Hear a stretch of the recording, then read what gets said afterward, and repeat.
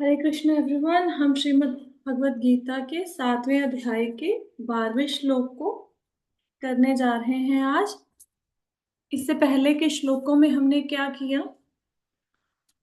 7वां अध्याय जो है उसमें भगवान अर्जुन को भक्ति योग का ज्ञान दे रहे हैं। यहाँ से चैप्टर स्टार्ट होता है। तो भगवान इसमें अपनी शक्तियों का वर्णन करते हैं, अपरा शक्ति और पराशक्ति का। अभी आप लोगों को अपरा और पराशक्ति के बारे में पता लग गया होगा। तो उसके बाद भगवान अपनी कैसे भगवान सर्वव्यापी हैं, कैसे संपूर्ण जगत को धारण करते हैं, उनका पालन करते हैं संपूर्ण जगत का। भगवान ने अपनी सर्वव्यापकता को बताया है श्लोका 8 से लेके 11 तक के बीच में। तो भगवान कहते हैं कि वो जल का स्वाद है, सूर्य और चंद्र का प्रकाश है, और वेदों में वो ओम है, आकाश में ध्वनि है, सभी पुरुषों का वो बल है। फिर भगवान बताते हैं कि पृथ्वी की गंध है भगवान, पृथ्वी में जो एक गुण है गंध का वो भगवान के कारण है। अग्नि की उष्मा भगवान है, और समस्त जीवों के जीवन दाता और उनका आश्रय भगवान है। फिर भगवान बताते हैं 10वें श्लोक में कि भगवान से ही सब चर अचर जगत आया है। चर अचर का मतलब, चर मतलब चलने वाले, अचर जो नहीं चल सकते। चर मतलब इंसान, पशु पक्षी, अचर पेड़ पौधे इत्यादि सब भगवान से आए हैं। लेकिन भगवान एक ऐसे बीज हैं जो कि सनातन है। वो अव्यय है, उनका नाश नहीं होता, वो कम नहीं होते। उनसे इतने जीवों की उत्पत्ति हुई, इसका ये मतलब नहीं है कि भगवान कम हो गए, क्षय हो गया उनका, डेप्रिसिएशन हो गया, ऐसा नहीं है। भगवान वैसे ही रहते हैं, सनातन है। भगवान कहते हैं कि वो बलवानों का बल है। और ऐसा काम है जो धर्म के विरुद्ध नहीं है। मतलब अगर संतान उत्पत्ति भगवत प्राप्ति की इच्छा से की जाए तो उसमें कोई हानि नहीं है। भगवान कहते हैं कि इस काम की बात कर रहे हैं जो धर्म के अनुसार है। यहां तक हम लोगों ने कल किया था। नेक्स्ट श्लोक पे चलते हैं, श्लोका 7.12। ये श्लोक है, ये चैव सात्विका भावा राजसास्तामशास्त्री मत्त एवेति तान् विद्धि नात्वहं तेषु ते मयि। तो भगवान कहते हैं तुम जान लो कि मेरी शक्ति द्वारा सारे गुण प्रकट होते हैं, चाहे वे सतोगुण हो, रजोगुण हो या तमोगुण। एक प्रकार से मैं सब कुछ हूं, किंतु हूं स्वतंत्र। मैं प्रकृति के गुणों के अधीन नहीं हूं, अपितु वे मेरे अधीन हैं। तो 3 प्रकार के गुण हैं प्रकृति के, सबको पता होएगा, सतोगुण, रजोगुण और तमोगुण। ये जो सारे गुण हैं, इनको कौन, किसके कंट्रोल में है? ये भगवान के अधीन है। ऐसा नहीं है कि अगर भगवान को गुस्सा आ गया तो वो रजोगुनी या तमोगुनी हो गए, ऐसा नहीं है। भगवान जब धरती पर आते हैं तब भी वो सतो रजो तमोगुण से परे रहते हैं। ये तीनों गुण प्रकृति के, सतोगुण, रजोगुण और तमोगुण, भगवान के ऊपर अपना प्रभाव नहीं डाल सकते, क्योंकि ये उनके अधीन है। हम्म तो जैसे कैसे समझोगे? जैसे सपोज करो किसी घर में एक बहुत खतरनाक डॉग है, कोई कुत्ता है किसी घर में बहुत खतरनाक, तो सारी दुनिया उससे डरेगी, है ना। लेकिन जो मालिक है वो थोड़ा ना उससे डरेगा, वो तो कुत्ते को कंट्रोल करेगा। बाकी दुनिया उसको कंट्रोल नहीं कर पाएगी, वो बड़ा खतरनाक है, लेकिन जो मालिक है उससे कुत्ता डरेगा। तो ये सारे जो गुण हैं वो भगवान के अधीन है। हम ये नहीं कह सकते कि भगवान सतोगुणी है या भगवान रजोगुणी या तमोगुणी है, नहीं, भगवान इनसे परे हैं। इसका मतलब है कि भगवान शुद्ध सत्व में स्थित है। सतो रजो तमोगुण से परे की जो स्थिति है, जो परे की जो स्टेज है, उसको कहते हैं शुद्ध सत्व। जिसमें भगवान स्थित हैं। ये प्रकृति के तीनों गुण उनके ऊपर अपना प्रभाव नहीं डाल सकते। जैसे कोई राजा है, वो प्रजा के ऊपर शासन चलाने के लिए, राज्य करने के लिए कुछ नियम बनाता है, लेकिन ये नियम राजा के ऊपर लागू नहीं होते। जैसे जेलर है, अब जेलर कैदियों के लिए बहुत से नियम बनाता है ना। जेलर उसी जेल में है जहां पे कैदी हैं, है ना, लेकिन वो जेल के जो नियम हैं वो जेलर के ऊपर लागू नहीं हो रहे, वो कैदियों के लिए है। तो भगवान इन तीनों गुणों से परे है, गुणातीत कहते हैं भगवान को। जो कि तीनों गुणों से परे, उनका कोई असर नहीं है तीनों गुणों का भगवान के ऊपर। समझ आ गया सबको श्लोक? आगे चलें, सिंपल श्लोक था। आगे कहते हैं 7.13 श्लोक में, त्रिभिर्गुणमयैर्भावैरेभिः सर्वमिदं जगत् मोहितं नाभिजानाति मामें भयपरमव्ययम्। तो भगवान कहते हैं तीन गुणों सतो, रजो तथा तमो के द्वारा मोहग्रस्त यह संसार मुझ गुणातीत तथा विनाशी को नहीं जानता। तो यहाँ पे क्या बताया गया है? अब अर्जुन ये प्रश्न कर सकता है ना कि भगवान, अगर आप सर्वव्यापी हो, आप बोल रहे हो मैं पृथ्वी में, जल में, अग्नि, आकाश, सब तत्व मेरी शक्तियां हैं, अहंकार मन बुद्धि में हूँ, पराशक्ति मेरे अधीन है, पराशक्ति मेरे अधीन है, तो इतने अरबों लोग हैं दुनिया में, अनगिनत लोग हैं दुनिया में, तो फिर वो आपको सारी सृष्टि का रचयिता, उसका पालन करने वाला, उसका विनाश करने वाला क्यों नहीं मान लेते? उनको मानना चाहिए ना। जैसे हम लोग भी ऐसा समझेंगे ना कि जैसे कृष्ण भगवान है, ये बात जैसे हमें समझ आ रही है वैसे सब लोगों को थोड़ा ना ऐसे समझ आती है। वो आपसे झगड़ा करने लग जाएंगे किसी को समझाने जाओगे तो। हम्म आपके पीछे पड़ जाएंगे कि आपने ऐसी बात कैसे बोल दी। हम्म तो सब लोगों को ये बात समझ क्यों नहीं आती कि भगवान ही सृष्टि के रचयिता है, भगवान ही सबसे ऊपर है, भगवान ही सब कारणों के कारण है, भगवान ही परम सत्य है। उसका कारण ये है कि जो भगवान है, लोग इसलिए उनको नहीं जानते क्योंकि वो तीन गुणों से ग्रस्त हैं। सतो, रजो और तमो गुण से वो ग्रस्त हैं लोग। इन तीनों गुणों ने उनकी बुद्धि के ऊपर कंट्रोल कर लिया है। ये तीनों गुण इंसान को चलाते हैं। हम्म तो इन सतो, रजो, तमो गुण के कारण लोग मोहित हो गए हैं। मोहित होने की वजह से वो नहीं समझते कि जो कृष्ण है वही भगवान है। जितने इजीली ये बात हमें समझ आ रही है, लोगों को समझ नहीं आएगी। तो लोग अपने अपने काम करने में लगे हुए हैं, अपने अपने कर्तव्यों का निर्वाह करने में लगे हुए हैं। जैसे जो ब्राह्मण होते हैं, प्रभुपाद जी तात्पर्य में बताते हैं, जो ब्राह्मण होते हैं उनमें कौन सा गुण होता है? चार वर्ण है ना, ब्राह्मण, क्षत्रिय, वैश्य, शूद्र। तो ब्राह्मणों में कौन सा गुण होता है, बताइए? सतोगुण। सतोगुण, बिल्कुल ठीक। जो क्षत्रिय है उनमें कौन सा गुण होता है? रजोगुण। और जो वैश्य होते हैं उनमें कौन सा गुण होता है? तमोगुण। उनमें भी रजो रजो और तमोगुण दोनों होते हैं। रजोगुण और तमोगुण दोनों होते हैं वैश्यों में, ठीक है। और जो शूद्र है उनमें कौन सा गुण होता है? तमोगुण। तमोगुण, ठीक है। तो ये तीन गुण होते हैं ब्राह्मण, क्षत्रिय, वैश्य, शूद्र में।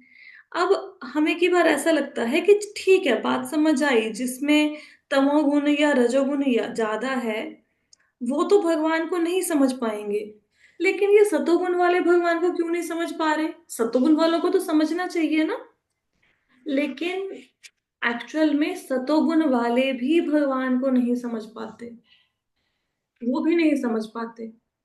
इतने सारे, मतलब सो कॉल्ड ब्राह्मण है, वैसे तो ब्राह्मण है ही नहीं इस कलयुग में, शूद्र ही हैं सब लोग। लेकिन फिर भी कितने ही ऐसे ब्राह्मण हैं जो कृष्ण को भगवान नहीं मानते, नहीं मानेंगे। एक कथा है, श्रीमद् भागवतम में आती है। एक राजा था, शायद पहले भी आप लोगों को सुनाई हुई है। एक राजा था, उसका नाम था बरहिशित। बरहिशित बर बरहशित, हाँ बरहशित करके एक राजे थे। तो वो, उनके बेटे थे प्रचेता। 10, मतलब 10 बेटे थे उनके। उनको एक कलेक्टिव नाम प्रचेता का दिया गया है। इनके विषय में श्रीमद् भागवतम में आपको मिलेगा पढ़ने के लिए। तो राजा ने अपने पुत्रों को आदेश दिया कि तुम जाके भगवान की भक्ति करो, तप में लगो। तो वो तो चले गए तपस्या करने। अब राजा जो था वो स्वयं क्या करता था, वो यज्ञ करता था। आपने सुना होगा प्राचीन काल में लोग यज्ञ बहुत करते थे। और वो यज्ञों में पशुओं की बलि भी चढ़ाई जाती थी। अब वो यज्ञ पे यज्ञ किए जा रहा है, बलि चढ़ाए जा रहा है पशुओं की। और ब्राह्मण भी वहां पे मंत्रोच्चारण किए जा रहे हैं, यज्ञ करवाए जा रहे हैं। तो प्राचीन बरहिशित जो था, उसके पास एक बार नारद मुनि आए। और नारद मुनि ने उनको कहा कि राजन, आप इन यज्ञों को क्यों करवा रहे हो, इतने सारे यज्ञ क्यों कर रहे हो? क्योंकि इंसान की जिंदगी का लक्ष्य ये होता है, हर इंसान ये चाहता है कि मैं दुखों से मुक्त हो जाऊं और मैं सुखी हो जाऊं। तो जो दो चीजें हैं, दुखों से मुक्त होना और सुखी होना, ये दोनों ही चीजें आपको यज्ञों से नहीं मिल सकती। फिर आप यज्ञ क्यों करवा रहे हो? तो नारद मुनि ने क्या किया, उन्होंने अपने शक्ति का के प्रभाव से राजा को आकाश में जितने उसने जानवरों की बलि दी थी, वो सारे जानवर दिखा दिए। वो सारे जानवर आकाश में खड़े थे। तो राजा डर गया। तो कहते कि जानवर क्या कर रहे हैं? तो नारद मुनि कहते हैं सारे जानवर तुम्हारी वेट कर रहे हैं कि तुम्हारी मृत्यु हो, तुम ऊपर आओ, और जैसे तुमने इनको मारा है ये सब तुम्हें मार मार के खाएं, तुम्हें ये दुख पहुंचाएं। तो राजा डर जाता है। फिर नारद मुनि उनको उपदेश देते हैं। फिर बहुत सुंदर कथा है, एक पुरंजन नाम के व्यक्ति की कथा सुनाते हैं उनको। उनके थ्रू उनको जगत कितना नश्वर है, कैसे भगवान की भक्ति में लगना चाहिए, ये ज्ञान देते हैं। तो यहाँ पे प्राचीन महर्षि कहते हैं कि भाई, अगर यज्ञों से मुझे कुछ मिलना नहीं था तो फिर मुझे बताया क्यों नहीं ब्राह्मणों ने कि मैं तो किए जा रहा हूँ इतने सारे यज्ञ? तो बताना चाहिए था ना। अगर भक्ति योगी सबसे बढ़िया है, अगर भगवान की भक्ति सबसे श्रेष्ठ है, उनकी भक्ति में लगना चाहिए, फिर मुझे बताया क्यों नहीं? तो जो आप यहाँ से इस कथा से देख सकते हैं कि जो ब्राह्मण यज्ञ करा रहे थे वो सतोगुणी ही तो थे, लेकिन उनको भी नहीं पता कि कृष्ण भगवान है। जरूरी नहीं है कि जो सतोगुणी है। अब सतोगुणी, कई बार हम ऐसा कहते हैं ना कि कोई व्यक्ति है, ये बहुत अच्छा है, ये किसी से झगड़ा नहीं करता, सबसे प्रेम के साथ बोलता है, इसकी नेचर बहुत अच्छी है ना, शांत रहता है, बहुत इंटेलिजेंट है। तो ये सारे कौन से गुण हैं? मतलब शांति, अहिंसा और ईमानदारी, दूसरों का भला करना, ये कौन से गुण है? सतोगुणी है, रजोगुणी है, या तमोगुणी है? कौन से गुण है? सतोगुणी। सतोगुणी। तो अगर किसी व्यक्ति में से सारे गुण हैं और इन गुणों के होने के बावजूद वो भक्ति नहीं कर रहा, तो उसको कोई बेनिफिट नहीं है इन गुणों का। और आप देखेंगे दुनिया में कितने ही ऐसे लोग, कितने ही आपको एग्जाम्पल्स मिल जाएंगी। लोग हैं, बहुत अच्छे हैं, परोपकार भी करते हैं, लेकिन भक्ति के मार्ग में नहीं है। अब जो वो परोपकार कर रहे हैं, इतने अच्छे काम कर रहे हैं, अगर वो भक्ति नहीं करेंगे तो जो उन्होंने परोपकार किया, इतना डोनेशन दिया, लोगों की सेवा की, इसके बदले में उनको क्या मिलेगा? क्या मिलेगा बताओ? क्या मिलेगा? स्वर्ग। स्वर्ग में जाएंगे वो। स्वर्ग में जाएंगे, है ना? तो क्या स्वर्ग में जाना समझदारी की बात है? उसके नहीं माता जी। लिए नहीं ना, क्योंकि स्वर्ग में जाएंगे, वहां पे आपके पुण्य हैं, जब तक पुण्य रहेंगे तब तक स्वर्ग में रहोगे, और पुण्य खत्म हुए फिर धरती पे आ जाओगे। हम्म। तो कोई बेनिफिट थोड़े ना है। अपने आप को जीवन मृत्यु के चक्कर से अगर आजाद ही ना करवा पाए, हमें बहुत बार लोग भी ऐसा कहेंगे कि ठीक है, हम कृष्ण को भगवान नहीं मानते, ठीक है हम भक्ति नहीं करते, लेकिन हम किसी का बुरा थोड़े ना कर रहे हैं। हम बैठे हैं आराम से, हम किसी को दुख नहीं दे रहे हैं। अपना जीवन यापन कर रहे हैं, तो इससे आपको क्या प्रॉब्लम है भाई? है ना? आप क्यों हमें कहते हैं कि भगवान का नाम जपिए? ऐसे लोग मिलेंगे आपको। ठीक है। तो अगर कोई सतोगुणी व्यक्ति है लेकिन सतोगुण होने के बावजूद भगवान का नाम नहीं ले रहा, तो वो सतोगुण भी किसी काम का नहीं है। और बहुत से ऐसे सतोगुणी व्यक्ति हैं जो भगवान का नाम नहीं लेते हैं। तो श्लोक से क्या समझ आया कि तीन गुण, प्रकृति के तीन गुण, सतोगुण, रजोगुण, तमोगुण से मोहित होकर लोग कृष्ण को भगवान नहीं मानते हैं। लोग भगवान को भूल चुके हैं। ठीक है। श्लोक क्लियर हो गया सबको? चलो आगे चलते हैं। ये जो श्लोक है 7.14 बहुत फेमस श्लोका है भगवत गीता का। मोस्टली लोग इसको गाते हैं, गुनगुनाते हैं, आपने सुना होगा बहुत बार, याद भी करना चाहिए। श्लोका कौन सा है?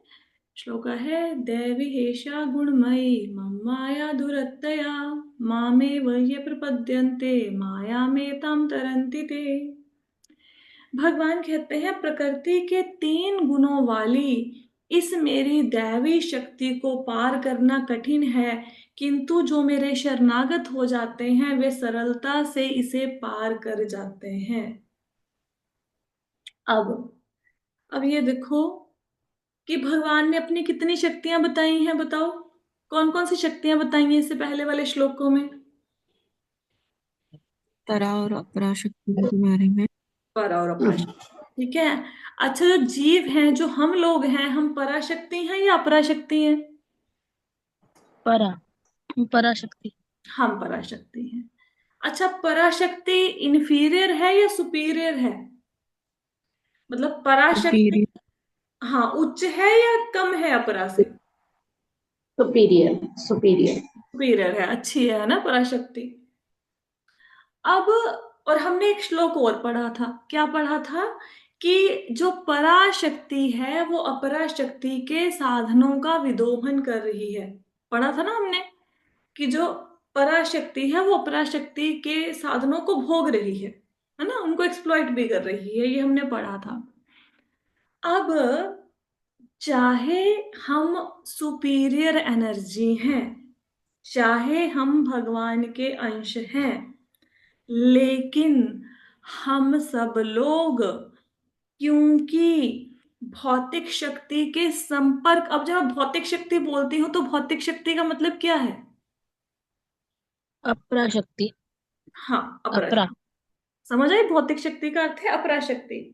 क्योंकि हम जीव जो कि पराशक्ति हैं, हम अपराशक्ति के संपर्क में हैं, हम उसके बहुत जन्मों से उसके साथ हैं, अपराशक्ति के साथ।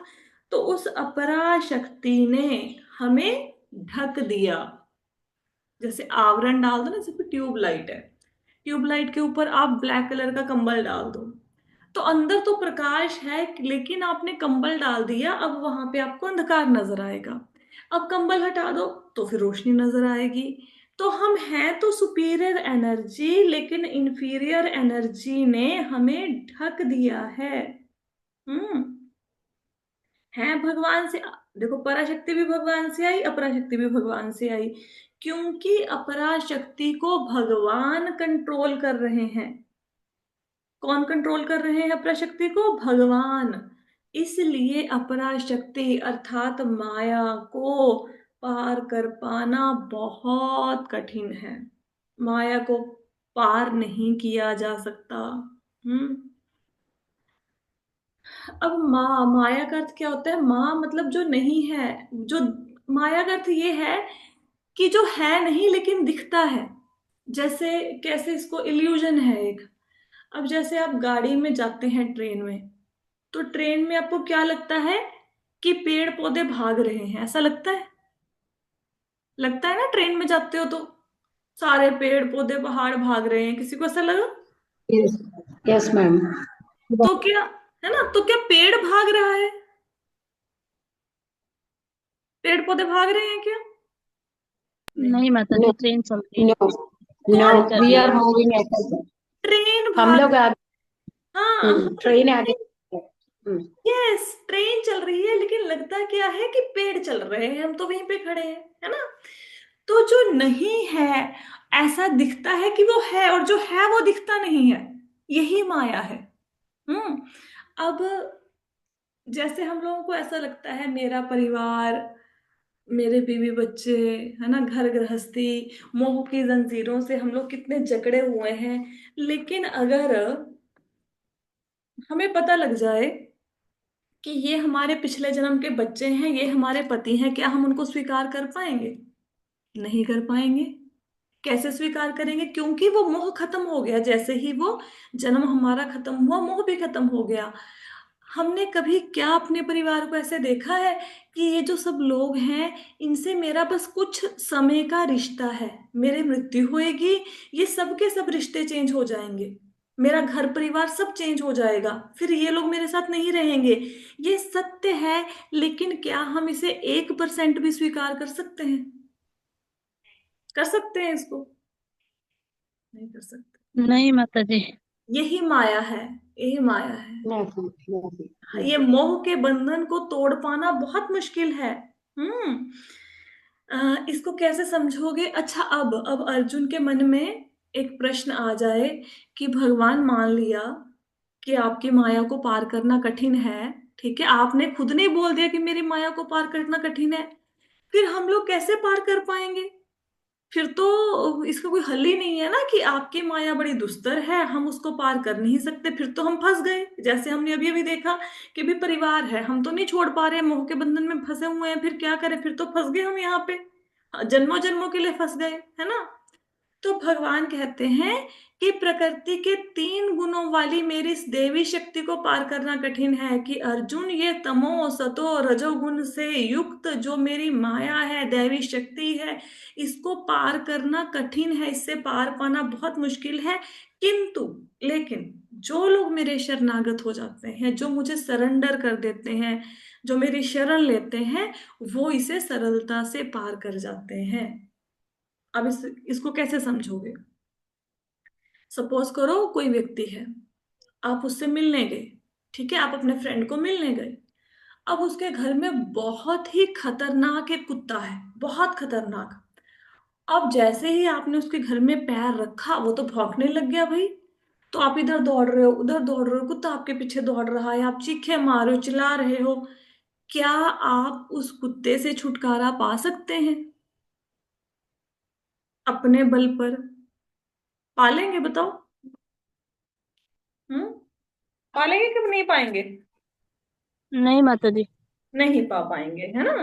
तो फिर हम क्या करेंगे? फिर हम क्या करेंगे उस सिचुएशन में, बताओ। कुत्ते के मालिक को बोलेंगे। घर वालों को बुलाएंगे, फ्रेंड हाँ का। हाँ, एग्जैक्टली, हम उसके मालिक को बुलाएंगे। जब मालिक आएगा तो वो क्या करेगा? वो कुत्ते को मतलब शांत कराएगा, फिर हमें लेके जाएगा अंदर। हाँ, फिर उसके बाद कुत्ता आपको तंग करेगा, काटेगा। नहीं नहीं नहीं नहीं नहीं। माता जी। इसी प्रकार जब भगवान की जो माया है उसको पार करना बड़ा कठिन है। माया का क्या काम है? माया का ये काम है कि जो लोग भगवान को भगवान नहीं मानते, जो आसुरी प्रकृति के हैं, जिसमें राक्षसों के गुण हैं, तो माया क्या करती है, उन लोगों को और मोह में डाल देती है। कि ठीक है, जो लोग भगवान की तरफ पीठ करके बैठे हैं ना, तो माया उनके ऊपर और पर्दा डाल देती है कि ठीक है, तुम भगवान को भगवान नहीं ना मानते, फिर पड़े रहो यहाँ पे संसार में। उनको और दुख देती है, और दुख देती है। क्यों दुख देती है माया? ताकि एक दिन दुख सहते सहते बद्ध जीव को यह एहसास हो जाए कि जब तक जो मैं भगवान से पीठ करके बैठा हूं ना, भगवान को भगवान नहीं मान रहा, उनकी शक्तियों को स्वीकार नहीं कर रहा, तो मैं भगवान के शरणागत हो जाऊं, मैं भगवान की तरफ मुख करके बैठूं, भगवान को अपना स्वामी समझूं, मैं उनका दास हूं। और जब तक ये समझ नहीं आता जीव को, माया उनको दुख देती रहती है। लेकिन जैसे ही जीव को समझ आ गया कि कृष्ण ही भगवान है, मेरा, मैं तो उनका दास हूँ, मेरे को तो उनके धाम में वापस जाना है, तो उस समय क्या होता है, माया कहती मेरा काम खत्म हो गया, बस अब तुम लग गए हो ना सही रास्ते पे, अब ठीक है। अब माया उसका पीछा करना छोड़ देगी, है ना। तो जो माया है माया तो लगी हुई है जीवों को मोहित करने के लिए, लेकिन जब हम भगवान के शरणागत हो जाते हैं तो भगवान माया को आदेश देते हैं, क्योंकि माया तो भगवान के कंट्रोल में है कि भाई इस जो ये व्यक्ति है जे भगवान की प्राप्ति करना चाहता है, मेरी प्राप्ति करना चाहता है, तो अब तुम इसे परेशान करना बंद कर दो। जब भगवान आदेश देंगे तो माया हट जाएगी आपको तंग करने के लिए, है ना। जैसे कुत्ते के मालिक ने आदेश दिया कि ये तो मेरा दोस्त है, तुम इसको तंग करना बंद करो, मेरे घर में मुझसे मिलने आया है, अब कुत्ता साइड पे बैठ जाएगा, है ना। इसी प्रकार जब हम भगवान की शरण ले लेंगे तो माया हमें हमारे ऊपर अपना प्रभाव नहीं डालेगी। तो ये जो भव सागर है, संसार को ना भव सागर कहा गया है, ये बहुत विशाल है, बहुत विशाल। अगर हमें कोई समुन्द्र में फेंक दे हमारे हाथ पांव बांध के, तो क्या हम अपने बलबूते पर समुंदर से बाहर आ सकते हैं? खुद अपनी शक्ति के द्वारा समुंदर से बाहर आ जाएंगे? नहीं माता जी। No, no ma'am. कैसे बाहर आएंगे? कैसे बाहर आएंगे? किसी की लहर, हेल्प से। हाँ? वेव, वेव, नहीं नहीं, कैसे बाहर वेव, आएंगे? वेव ले आके अब ऊपर फेंक देगा। अगर कोई हमारी सहायता करेगा, अगर कोई बाहरी व्यक्ति हमारी सहायता करेगा कि ये समुंदर में गिर गया है, अब इसकी सहायता कर दो, बाहर से कोई हाथ देगा फिर हम लोग बाहर आ पाएंगे, अदरवाइज तो हम समुंदर में डूब जाएंगे, हमारे हाथ पैर बंधे हुए हैं, हम कुछ नहीं कर सकते, है ना। तो जो गुरु होते हैं, हम संसार के सागर में फंस गए हैं, जन्म मृत्यु के सागर में, पता नहीं कितने जन्म हो गए हैं, कितनी बार मृत्यु हो गई है, मोह की जंजीरों को काट नहीं पा रहे। मोह तो इतना है कि काम वाले किचन में गिलास भी तोड़ देना तो हम बौखला जाते हैं, मेरा डिनर सेट खराब कर दिया है, इतना महंगा आया था। मतलब अपने बच्चों पति से कहाँ मोह छोड़ेंगे हम अपने छोटी छोटी चीजों के लिए से मोह नहीं छोड़ रहे हैं। कभी 100 रुपया गुम हो जाए, सारा दिन ढूंढते फिरेंगे उसको कहाँ रखा था, मोह नहीं छूटता है। हाँ, तो ये जो संसार है, ये हम भव सागर है, ये जीवन मृत्यु के चक्कर में हम फंस गए हैं यहाँ पे। लेकिन अगर हम भगवान की शरण ग्रहण कर लेंगे तो जो इतना बड़ा समुंदर है ना, अथाह समुंदर, ये सिमट कर एक गड्ढे जितना रह जाएगा। गड्ढे को तो पार, समुद्र को पार नहीं कर सकते, छोटे से गड्ढे को तो पार कर सकते हो ना, और छोटा सा गड्ढा है, जितना बछड़े के पैर का निशान होता है उतना सा गड्ढा, उसको तो आराम से पार कर जाओगे, कोई दिक्कत नहीं है। तो अगर भगवान के शरणागत होंगे तो जितना ये संसार है, ये भवसागर जो है, ये संकुचित होकर, ये थोड़ा रहकर गोखुर की भांति रह जाएगा, छोटे से गड्ढे की भांति रह जाएगा, जिसको हम आसानी से पार कर जाएंगे। अब अब यहाँ पे एक प्रश्न आता है ना, किसी के मन में कोई प्रश्न आया? कोई क्वेश्चन है? नहीं आया? अच्छा, नहीं है, ठीक है। तो ये क्वेश्चन मन में नहीं आता कि भगवान के शरणागत मैम, हैं। हाँ जी, मैम, बताइए। मैम, हम्म। आपने आपने बोला था ना, हाथ पैर बांध के हम्म। समुद्र में फेंकने से हम्म। हम लोग को कुछ सीखना पड़ेगा ना, तब ना वो हमारे रक्षा करेगा। नहीं हाँ, तो कई। You have to ask for help, आपको चिल्लाना पड़ेगा, ऐसे कोई क्या? दूसरे को थोड़ा ना पता है कि आप नीचे गिरे पड़े हो, चिल्लाओगे तभी कोई आएगा ना, तो भगवान को पुकारेंगे, गुरु गुरु आपको हाथ देंगे, वो निकालेंगे यहाँ से, है ना। Okay, okay ma'am. अब किसी के मन में ये प्रश्न आया कि शरणागत कैसे होते हैं? हम्म? नहीं आया, चलो कोई बात नहीं। देखो, जो भगवान कृष्ण है ना, ये जो भगवत गीता में भगवान कृष्ण है, ये ज्ञान दे रहे हैं। अब एक तो होता है कि मैंने आपको ना लिख के बता दिया कि भाई खीर बनानी है, ऐसे ऐसे, ये एक नोट दे दिया आपको कि घर जाओ, इतना चावल लो, इतने दूध लो, इतनी देर पकाओ, और ठीक है, ऐसे खीर बन जाएगी, है ना। एक तो होता है थ्रेटिकल ज्ञान, एक होता है प्रैक्टिकली मैं आपको पास में खड़ा करके सिखाऊं कि ये देखो मैंने गैस जलाई, ये देखो मैंने इसमें दूध डाला, देखो मैंने इसमें चावल डाले, तो आपको क्या ज्यादा समझ आएगा? प्रैक्टिकल नॉलेज, है ना, प्रैक्टिकल नॉलेज ज्यादा समझ आती है ना। तो भगवान ने जो भगवत गीता में ज्ञान दिया है, इस ज्ञान को प्रैक्टिकली जीवन में अप्लाई कैसे करना है, भगवान के शरणागत कैसे होना है, ये हमें कौन सिखाते हैं? किसने गुरु ये हमें गुरु सिखाते महाराज। हैं? चैतन्य महाप्रभु। जब चैतन्य महाप्रभु आते हैं ना, तो भगवत गीता में भगवान ने जो ज्ञान दिया उसको प्रैक्टिकली अप्लाई कैसे करते हैं जीवन में, कैसे भगवान के शरणागत हों, कैसे भगवान की भक्ति करें, ये सिखाने के लिए चैतन्य महाप्रभु आते हैं, अवतरित होते हैं। तो जब अभी आप ना थ्योरी पढ़ रहे हो, जैसे हर स्टडी का ना एक तरीका होता है, जैसे पहले आप 10th करते हो, फिर +2 करते हो, फिर ग्रेजुएशन करते हो, फिर पोस्ट ग्रेजुएशन करते हो, ऐसे ही सबसे पहले भी आप गीता पढ़ रहे हो। तो गीता पढ़ना समझ लो कि आप 10th क्लास में हो, ये वाली नॉलेज आप ले रहे हो। फिर जब आप श्रीमद् भागवतम पढ़ोगे तो वो ग्रेजुएशन लेवल की नॉलेज है, ठीक है। और जब चैतन्य चरितमृत पढ़ोगे, समझो फिर पोस्ट ग्रेजुएशन हो गई, क्योंकि वो प्रैक्टिकल इम्प्लीमेंटेशन है इस सारे ज्ञान की। हम्म। तो वहां पे हम सीखेंगे भगवान के शरणागत कैसे होते हैं, ठीक है। अब अब हमें ऐसा लगता है कि माया को, अगर माया से पार जाना है तो ठीक है, तो मैं ब्रह्मा जी की शरण ले लेता हूँ ना, तो मैं शिव जी की शरण ले लेता हूँ, तो मैं देवी भागवती की शरण ले लेता हूँ, तो वो भी तो मुझे माया से पार करा देंगे ना। तो क्या जो शिव है, ब्रह्मा जी हैं, देवी देवता हैं, ये हमें उनकी शरण लेने से हम माया से पार हो जाएंगे? नहीं माता जी।